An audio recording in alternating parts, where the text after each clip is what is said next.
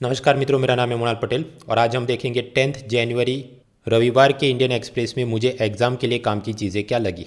पिछले कुछ हफ्तों से तो अनुभव रहा है कि रविवार के समाचार में कुछ खास नहीं होता, लेकिन आज का इंडियन एक्सप्रेस उसमें काफ़ी सारी एग्ज़ाम के लिए काम की चीज़ें हैं। एक एक करके देखते हैं। सबसे पहले साइंस, टेक्नोलॉजी और पब्लिक हेल्थ में सबसे बड़े समाचार। 16 जनवरी से भारत में कोरोना का वैक्सीनेशन यानी टीकाकरण शुरू होगा।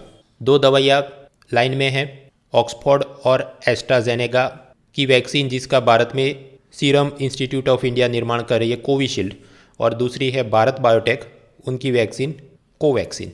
किसको दी जाएगी? सबसे पहले भारत के 3 करोड़ हेल्थ वर्कर और फ्रंटलाइन वर्कर्स को दी जाएगी। दूसरी प्रायोरिटी होगी ऐसे लोग जिनकी उम्र 50 से ज़्यादा है और ऐसे लोग जो 50 से कम है लेकिन कोमॉर्बिडिटी, उनको दूसरे कुछ ऐसे रोग हैं कि जल्दी से वैक्सीन देना जरूरी। जियोग्राफिकल प्रायोरिटी, भौगोलिक रूप से प्राथमिकता उन राज्यों को दी जाएगी जहां पर कोरोना हद से बाहर बढ़ गया है, जिसमें है केरला और महाराष्ट्र। तो फिर से वही बात, जो लोग द हिंदू पढ़ के यूपीएससी इंटरव्यू में अपने स्टेट को गालियां देते हैं कि केरला मॉडल महान है, तो वो भी इस पर गौर करें कि केरला में वैक्सीन सबसे पहले दी जाएगी। क्यों? वो महान है इसलिए नहीं, लेकिन इसलिए क्योंकि वहाँ पर कोरोना के केस अनकंट्रोल है। आपको ये वैक्सीन लेनी है तो उसके लिए वोटर लिस्ट में आपका नाम है कि नहीं, उस हिसाब से सब प्रायोरिटी लिस्ट में आपका नाम आएगा। वैक्सीन डिलीवरी के 3 सिद्धांत इस्तेमाल किए जाएंगे। इलेक्शन में जो बूथ स्ट्रेटेजी, उससे क्राउड मैनेजमेंट और काफ़ी सारे अनुभव है। दूसरा, एक ज़माने में हमने पोलियो वैक्सीनेशन और ये यूनिवर्सल इम्यूनाइजेशन प्रोग्राम, टीकाकरण बच्चों का जो होता था, उससे भी हम सारे सबक लेंगे और यहाँ इस्तेमाल करेंगे। और तीसरा, जन भागीदारी यानी पीपल्स पार्टिसिपेशन। यहाँ पर सबसे प्रमुख जिम्मेदारी होगी डिस्ट्रिक्ट मजिस्ट्रेट, कलेक्टर यानी आईएएस ऑफिसर की। उसने अपने ज़िले में अपने विवेक से, अपॉन हिज डिस्क्रिशन, वो तय करेगा कि कौन से जगह पर हॉस्पिटल में या कोई सरकारी ऑफिस में या सरकारी स्कूल में इसके केंद्र बनाने हैं। हर केंद्र पर कोशिश की हो जाएगी कि रोज़ 100 लाभार्थियों को वैक्सीन दी जाए। साथ ही साथ काफ़ी मंत्रालयों की जिम्मेदारी है। पावर मिनिस्ट्री, उसने सुनिश्चित करना है कि हर एक वैक्सीन सेंटर तक 24/7 इलेक्ट्रिसिटी उपलब्ध हो, क्योंकि आप जानते हैं ये सब ठंडी फ्रिज में रखनी पड़ती है वरना बिगड़ जाएगी। सो इलेक्ट्रिसिटी सप्लाई इंपॉर्टेंट, नहीं तो फिर जनरेटर की कुछ व्यवस्था करे वगैरह। एविएशन मिनिस्ट्री, उड्डयन मंत्रालय और रेल मिनिस्ट्री, उनकी जिम्मेदारी की लॉजिस्टिक ट्रांसपोर्टेशन देखना। लेबर मिनिस्ट्री के नीचे एक स्टैट्यूटरी कॉरपोरेशन है, वैधानिक निगम, जिसका नाम है ESIC, employee state insurance corporation. वो क्या काम करता है भाई? जो वर्कर है उसकी थोड़ी सैलरी काटेगा, मालिक ने अपने पॉकेट से कुछ पैसा देना है और फिर वर्कर का मुफ्त में उनकी हॉस्पिटल में इलाज होता था। तो ऐसी जो ईएसआईसी की हॉस्पिटल है वहाँ पर भी वो टाइप करेंगे कि वैक्सीनेशन हो सके। होम मिनिस्ट्री, गृह मंत्रालय और राज्यों के पुलिस डिपार्टमेंट, वो सिक्योरिटी, क्राउड मैनेजमेंट का काम देखें। डिफेंस मिनिस्ट्री, रक्षा मंत्रालय, वो देखेगा कि बॉर्डर एरिया में भी इसकी डिलीवरी करनी है। भूतपूर्व सिपाही, एक्स सर्विसमैन को भी ये वैक्सीनेशन की अलग अलग ड्यूटी दी जाए, क्योंकि हर जगह पुलिस बंदोबस्त करना भी एक हद से ज़्यादा मुश्किल हो जाएगा। एजुकेशन मिनिस्ट्री जागृति फैलाए। पंचायती राज मिनिस्ट्री पंचायती राज इंस्टीट्यूशंस के साथ टाइप करे, ग्राम सभा, जिला पंचायत, ताकि वहाँ पर भी केंद्र खड़े करके काम अच्छे से हो सके। तो ये सब तो कॉमन सेंस की बात है। मैंने क्यों आपको बताया? इसलिए क्योंकि यूपीएससी इंटरव्यू में कई बार पूछा जाता है, why do you want to become IAS, या फिर why do you want to join government service. तो ज़्यादातर लोग वही घिसे पीटे जवाब बोलते रहते हैं कि IAS provides me a greater platform. पर ग्रेटर प्लेटफॉर्म तो कैसे? आपको पता तो होना चाहिए सरकार काम कैसे करती है भाई। इतने सारे मंत्रालय, इतने सारे विभाग है, इतने सारे लोग काम करते हैं। तो दिमाग में वो विजन डेवलप करिए कि आप क्या करेंगे, कौन से मंत्रालय में कैसे काम करेंगे, तो अच्छे से आप जस्टिफाई कर सकते हैं कि how you are the ideal candidate for UPSC. तो ये आज हमने देख लिया वैक्सीन डिस्ट्रीब्यूशन। अब आप जानते हैं कि डेली इस पर कॉमेंट्री शुरू हो जाएगी कि इसमें और बेहतर कैसे कर सकते हैं। फिर इसकी कंट्रोवर्सी भी शुरू होगी कि जिनका नाम वोटर लिस्ट में नहीं है, या जो माइग्रेंट वर्कर है और जहाँ रहता है वहाँ की वोटर लिस्ट में नाम नहीं, या कोई विदेशी व्यक्ति भारत में आया है, या ओआईसी और वो भारतीय मूल का व्यक्ति, वो क्या करेगा। तो वो सब बॉल बाय बॉल कमेंट्री चलती रहेगी। हमने बहुत आज उसका मॉडल आंसर तैयार करना, ऐसा नहीं, धीरे धीरे पॉइंट्स बनते जाएंगे। और अपनी नेक्स्ट मेंस एग्जाम तो भाई सितंबर महीने में आने वाली, तो बाकी काम धंधा छोड़ के इसमें घुस जाओ, ऐसी भाई अपनी स्ट्रैटेजी नहीं होनी चाहिए। So this is first news. Page 1 पे दूसरे दुखद समाचार। महाराष्ट्र के भंडारा डिस्ट्रिक्ट में हॉस्पिटल में आग लग गई, 10 बच्चे मर गए। उससे पहले भी गुजरात के अलग अलग इलाकों में हॉस्पिटल में आग लग गई और काफ़ी लोग मर गए थे। तो एथिक्स पेपर 4 में केस स्टडी कि आप म्यूनिसिपल कमिश्नर यानी आईएएस ऑफिसर के रूप में क्या करेंगे। या इवन मेंस पेपर 3 में भी डिजास्टर मैनेजमेंट, तो ये क्या है, मैन मेड डिजास्टर, मानव निर्मित आपदा, क्या प्रबंधन करेंगे आप। हाँ, तो सबसे पहले तो क्या होना चाहिए, वो हॉस्पिटल में fire extinguisher, fire alarm, smoke detector, automatic sprinkler, मतलब सीधा ही पानी छिड़कना शुरू करे। फिर होज रील, मतलब वो सीधा पाइप के साथ आप जोड़ो, लंबा पाइपलाइन हो जिससे आप पानी छिड़क सके। शॉर्ट सर्किट और वोल्टेज फ्लक्चुएशन नहीं हो, उसके लिए अलग अलग साधन होने चाहिए। ऑक्सीजन रूम जो होता है वहाँ पर ज़्यादा सेफ्टी सुनिश्चित हो। फिर हॉस्पिटल में आप जानते हैं बहुत सारे एक्स्ट्रा बेडशीट, गाउन ये सब पड़े रहते हैं, तो उसका सही से स्टोर हो, वरना वहीं पर भी कुछ आग लग जाए और वो पूरी जगह फैल सकती है। Sufficient number of nurse staff वगैरह होता कि निगरानी हो सके, लेकिन ये सब होता नहीं, क्योंकि क्रोनी कैपिटलिज्म, पक्षपाती पूंजीवाद, ये ऐसा कंसेप्ट है कि जहाँ पर बिजनेसमैन राजनेताओं के साथ सांठगांठ करके उनको रिश्वत खिला के अपनी हॉस्पिटल बनवा लेता है, और फिर वहाँ पर ये सब नॉर्म्स का सही से प्लान नहीं होता, क्योंकि उसको मैक्सिमम प्रॉफिट चाहिए। ये जो मैंने आपको सारे उपाय दिखा, इसमें खर्चा होता है, तो कौन खर्चा करे। उसी तरह अगर सरकारी हॉस्पिटल है तो उसके जो भी civil surgeon, chief medical officer और एडमिनिस्ट्रेटिव स्टाफ, उनका सब चलता है एटीट्यूड कि हमें कौन क्या करेगा, हमारी नौकरी तो सुनिश्चित है।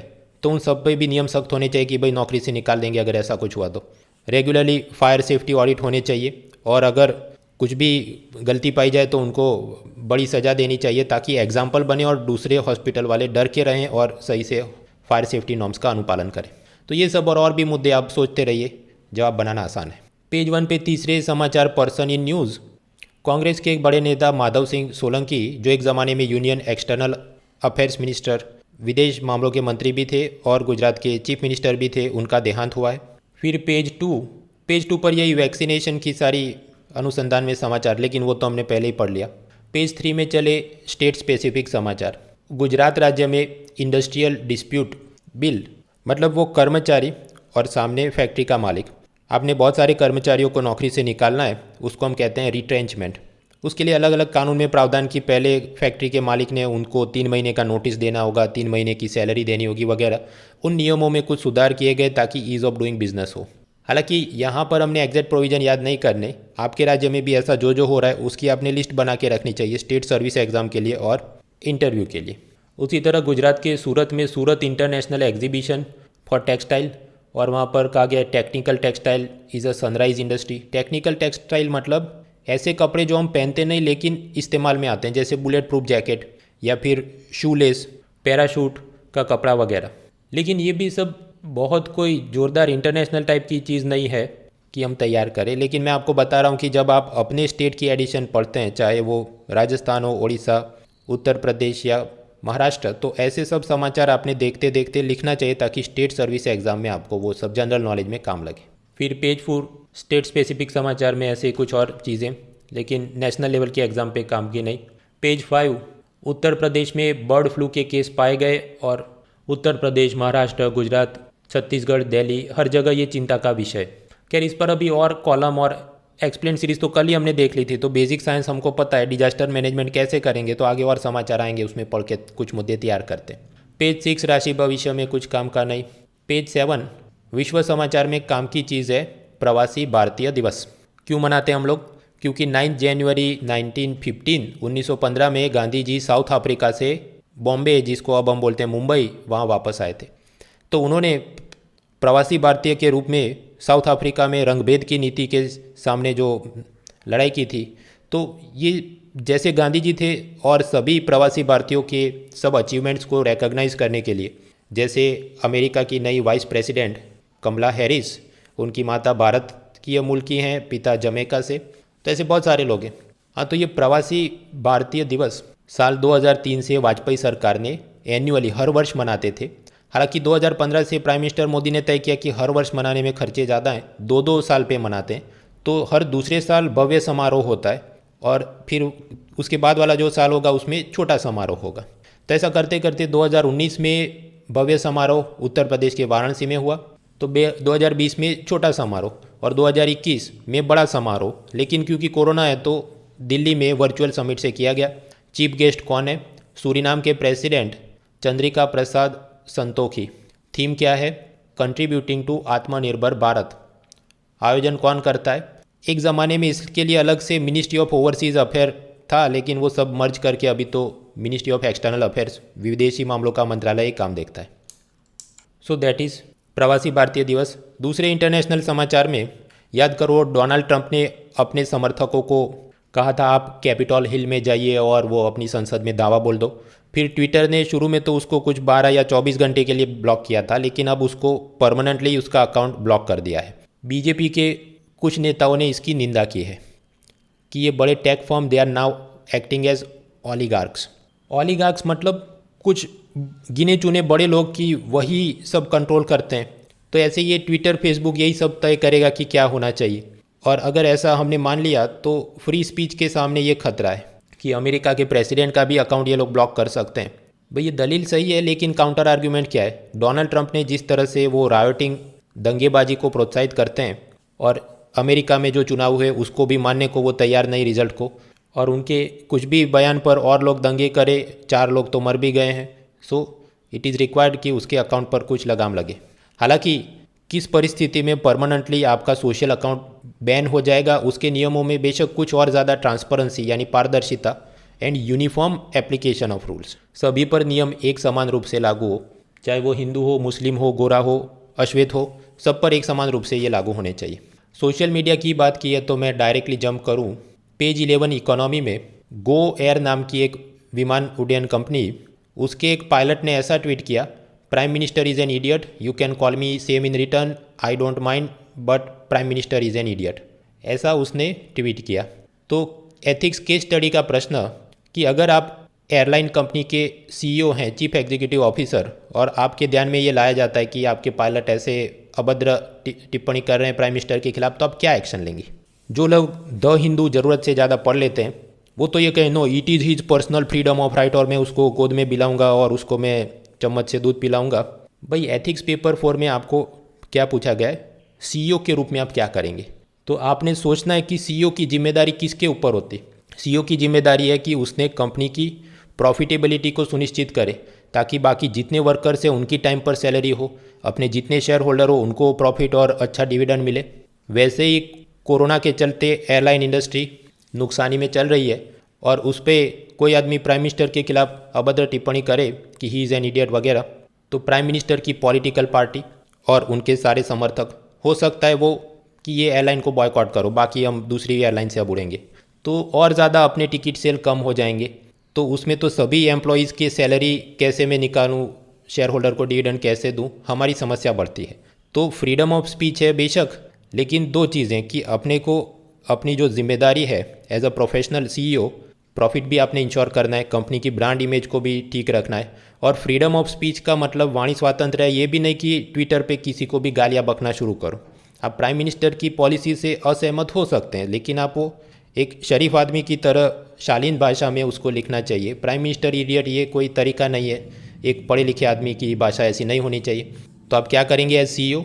ये पायलट को सस्पेंड करेंगे, उसका ट्वीट वो जब तक डिलीट नहीं करता और एपोलॉजी नहीं देता तब तक वो सस्पेंड रहे, और उसके बाद भी उस पर क्या पनिशमेंट करना है कि उसका 15 दिन की सैलरी काटेंगे या ऐसा कुछ, वो जो भी नियम है वो उस हिसाब से आप लगाएंगे। और अगर ऐसे नियम नहीं हैं तो कंपनी के एम्प्लॉयज़ की पब्लिक बिहेवियर उसके बारे में आप नए नियम बनवाएंगे। तो इस तरह ये केस स्टडी हम हैंडल करें। खैर वापस आते हैं, हम थे पेज 7 पे। इंटरनेशनल रिलेशन में एक तो प्रवासी भारतीय दिवस देखा और ट्रंप का ट्विटर अकाउंट बैन हुआ वो देखा, और क्या चल रहा है। तीसरी चीज़ है अपने वाइस प्रेसिडेंट वेंकैया नायडू। मित्रों वेंकैया नायडू की एक अच्छी बात है ये है कि उनकी स्पीच जब भी आए तो हमने पढ़नी चाहिए। उसमें से हमको ये एथिक्स और मेंस पेपर 2 में लिखने के लिए बहुत सारे मुद्दे सीधे ही मिल जाते हैं। जैसे उन्होंने एक कार्यक्रम में speech the, duty of a legislator, जो भी विधायक है उसकी क्या जिम्मेदारियाँ होती है। वैसे तो हमको पता ही है क्या जिम्मेदारी, लेकिन शालीन भाषा में हमको लिखना है। पहला, उसने हर एक हाउस डिबेट में पार्टिसिपेट करना चाहिए, मीनिंगफुल कंट्रीब्यूशन करना चाहिए डिबेट में, ऐसा नहीं कि वो पन्ने उछाले और शोरगुल करता रहे without disrupting the house proceedings. उसकी डिबेट कंस्ट्रक्टिव होनी चाहिए, वो जो भी चीज़ पे अपोजिशन करता है तो वो इन्फॉर्म्ड होना चाहिए, ऐसा नहीं कि मेरी पार्टी ने बोला है तो मैं बस व्हिप जारी किया तो मैं बस हंगामा करते रहूँ। कोई भी लेजिस्लेटिव हाउस, चाहे वो राज्य की विधानसभा हो या केंद्र की लोकसभा राज्यसभा हो, the house is only as good as its members. जितने सदस्य अच्छे होंगे उतना ही गृह अच्छा होगा, वरना एमटीवी रोडीज के सारे कंटेस्टेंट को बिठा दो लोकसभा में तो वो देख लेना क्या होता है। तो हाउस है उसकी प्रतिष्ठा उसके सदस्यों से है और सदस्यों की प्रतिष्ठा उसके हाउस से है। तो ये दोनों एक दूसरे के ऊपर इंटरडिपेंडेंट, एक दूसरे को पूरक हैं।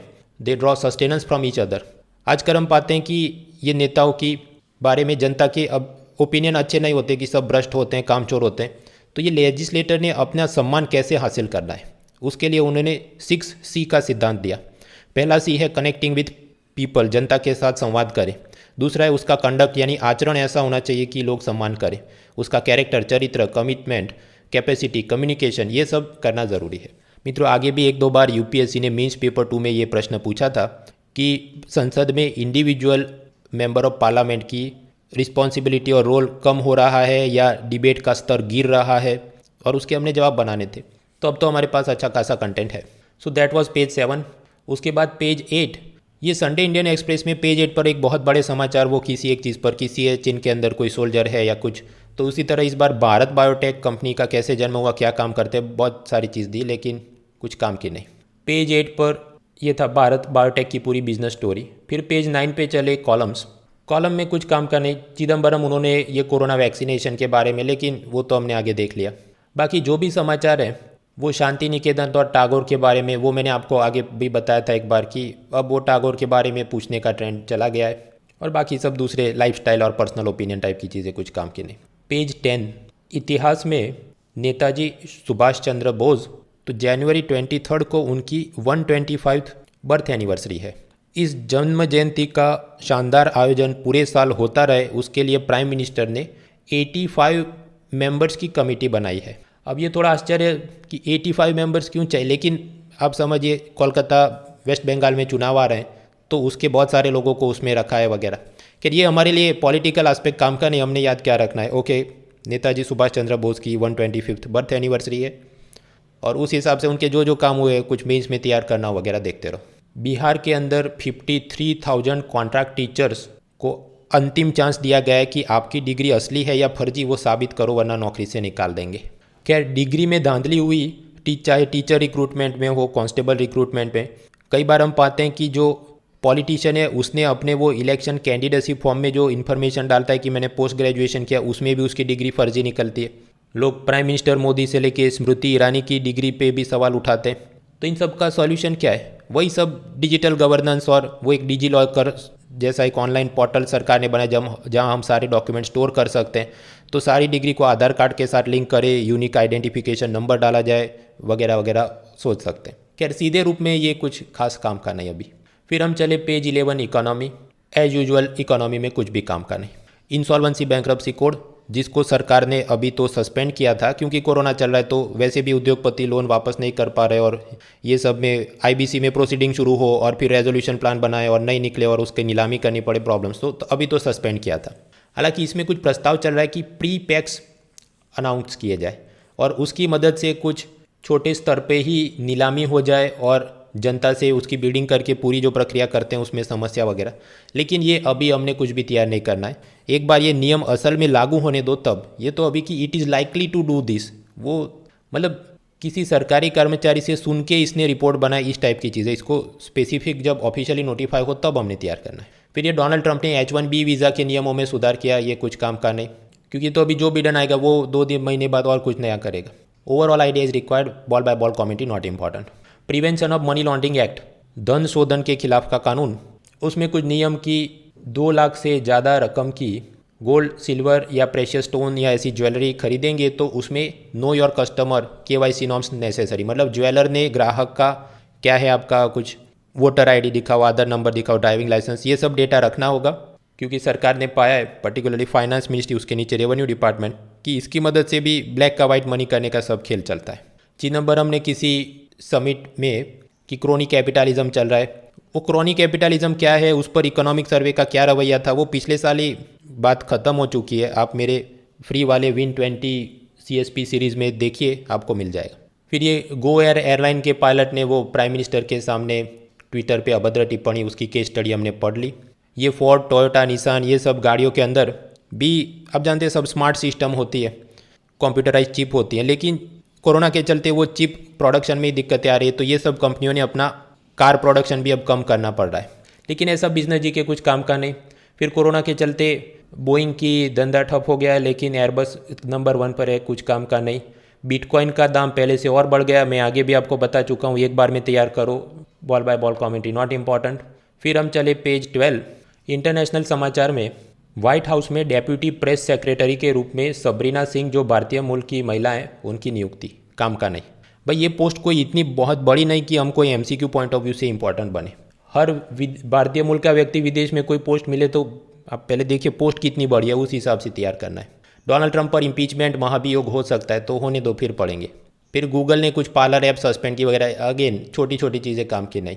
इंडोनेशिया से एक प्लेन उड़ा था लेकिन वो इंडोनेशिया में ही एक लाकी आइलैंड के पास क्रैश हो गया। मित्रों पहले भी मलेशिया का एक प्लेन क्रैश हो गया था और कई सालों तक कुछ पता नहीं चला।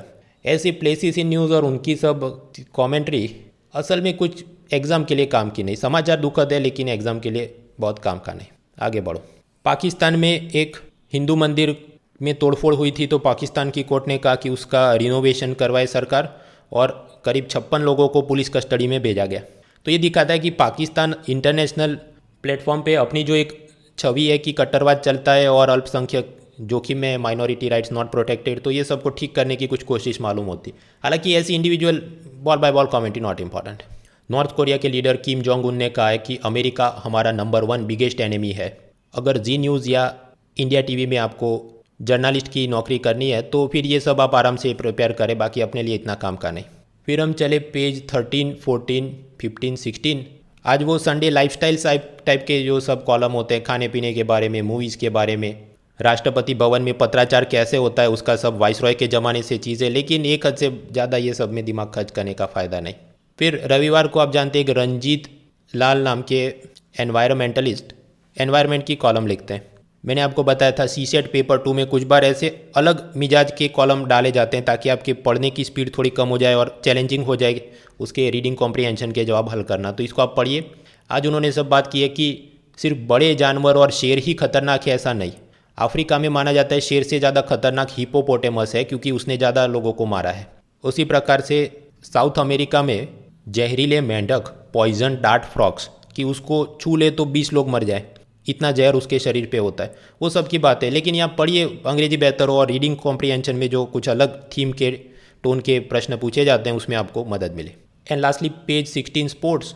तो उसमें बुमराह और सिराज ने कि हमारे खिलाफ वो वंशीय अभद्र टिप्पणी, रेशियल अब्यूज़ हुआ और बीसीसीआई ने सब, लेकिन ये सब कुछ खास काम का नहीं। तो ये था रविवार का न्यूज़पेपर।